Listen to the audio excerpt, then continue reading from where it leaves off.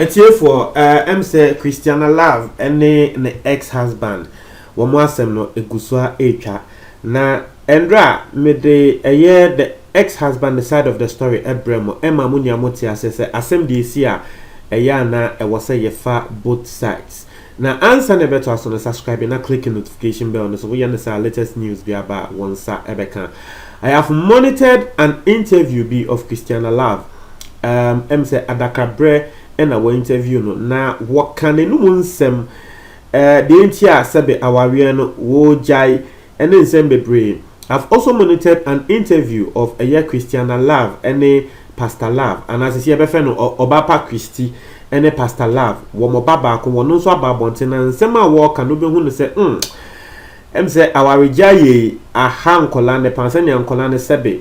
womo eko atiti mu ayeyo mo yakayaka de no enye easy na I'm actually not surprised because obi enim say our ejaya de ya na at the broken homes eba etie for maybe Pastor Love the side of the story ebremo or no there na wo kan de say wo no there he did nothing wrong oba here na say Christiana Love eko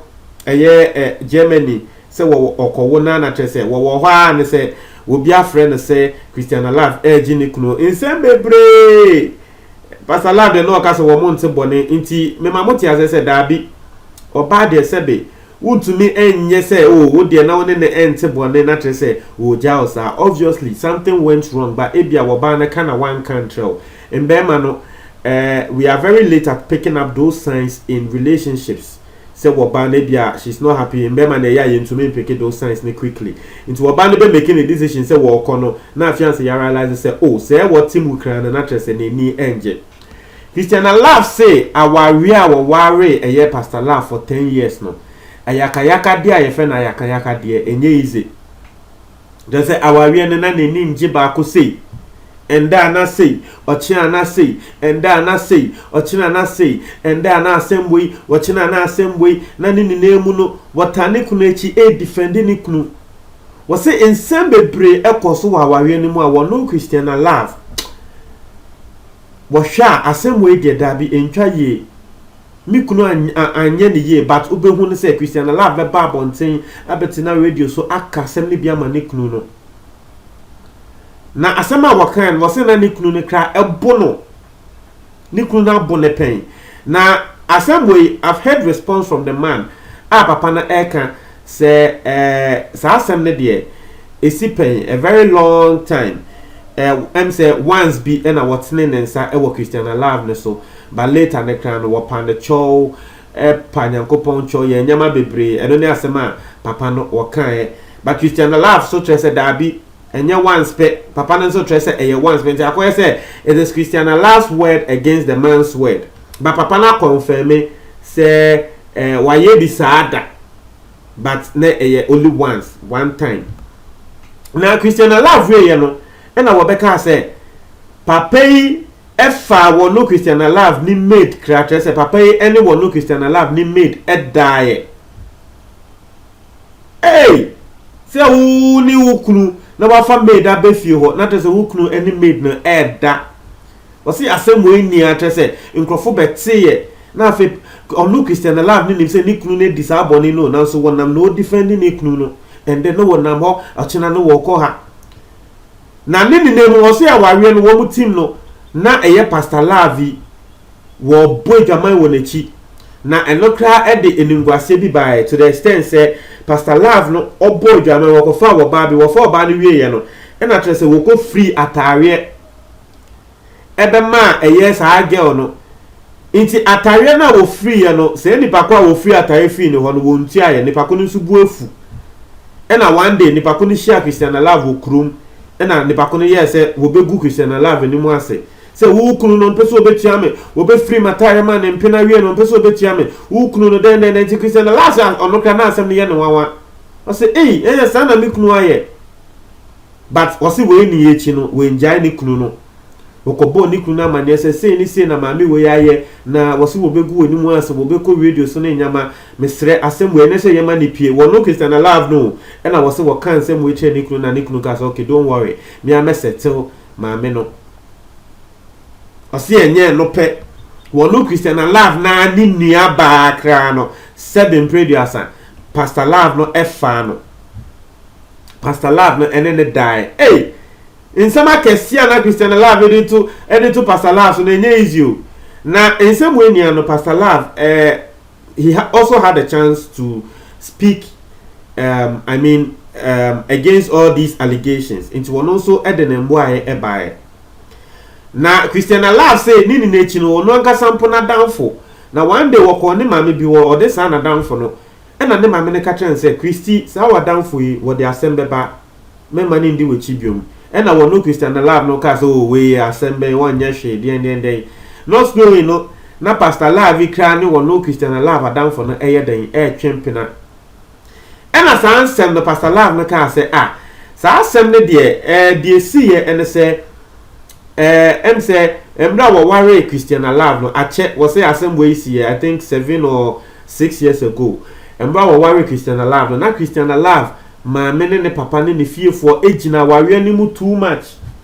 bibi ki tue bia no mo bejina ware ni bibi ki tue bia no mo bejina ware ni into one no Pastor Love no aware no etifini ni so Emma ne ka tell Christian Love say eye won ware ni biom into one no papa no eye Pastor Love no wo say wo fa sa age yi wo kohia wo ba foforo bi ena wo fa sa wo ba ekọ wo no Pastor Love ne fie ekọ tre wo mo say wo pese wo ne Christian Love ejai awawe na wo ko ware sa wo ba we na nsem bebre na say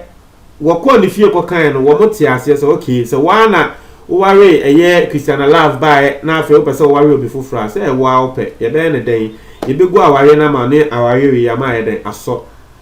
na wase during that time no ena kire say Christian Love ekohu panyi bi wo Ghana ema panyi we baaye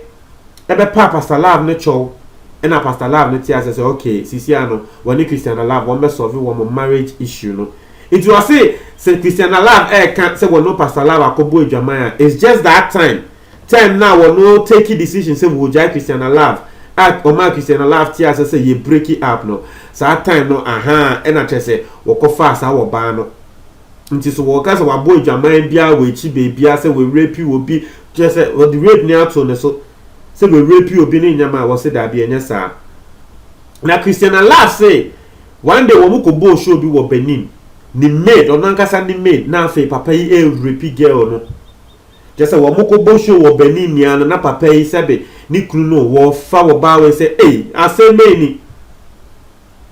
just say nsema wo kan ni bebre wo say yakayaka de uhu na bonten afefefe na so nsema na ananyama na wo kom ewa wawe ni mo enye ize etiefo na Pastor Love ekasa on this matters no was rare eno ka say nsemu ya Christian Love ekania no ne kre enim say rape ne we no ne kre enim but send me din kan tell no edwaman sem na se be yesi woko boy ewo ne yire echi no eno na wo ma explanation no ka say sansem we ni na say makoto atare ama mempena makoye say o sansem we ni na ye nyama esi ye 7 years ago it is 7 years on ye ni aya settle issue no ya kan bibia ye ni aya te ye ho ase no aden na afei wo be ka tre me say wo jami akowari obi foforo because of these issues didn't happen just yesterday. It happened 7 years ago. It is 7 years ago na fiansa wo jami wo use sa issue na ya solve ye no eno na asema Pastor Love no wo kan etiefo enye easy na wo hwe ensem no se ne ekwa utumi say yes because Christian Love kan answer na wo be ware papa utumi say wono so far nikunu because at time they were still married what you say it has some there akoye bebre but a lot of people are actually bashing the credit there or say mekan we share social media a lot of people are bashing Christian Love a lot of people are bashing her say adie we dey wanya adie because enye say wukunu no kra na ebia wo fa wechi na enye say ebia na nsenya asem 7 years ago nsem aware dey nsem bebre wom amunia mo atena asem mo settle aware nsem no aden na afei wo be take decision on her on wukunu no na adeni na say wa fa wukunu echi akobo dwaman and I say would they in same way near eba abontain. I've seen and say comments be me ready and no be say ni buefu pan because we take Christiana last side of the story, we take Papa the side of the story. Or also tie womo baby with this 17 years or no so at the side of the story about some tie womo ba the side of the story no we who say Christiana love you be a sebe oyebonia ye into wo delete Christiana last kra na nyom. Etie for some more person made the band side of the story no ebrema we dey oh assembly say na yete no akoye bibia wo ho on say aware akoye say eja ati ase oni kra woti eja ne ho no no nim say ne esi ehhehye ne fao oni kra woti ho wo no nim say ne esi ehhehye ne fa enti no insem bi say na ya na ne ka no akoye bibi kakra ba mo ntre mo adwen e wo comment box no tie for me da ase.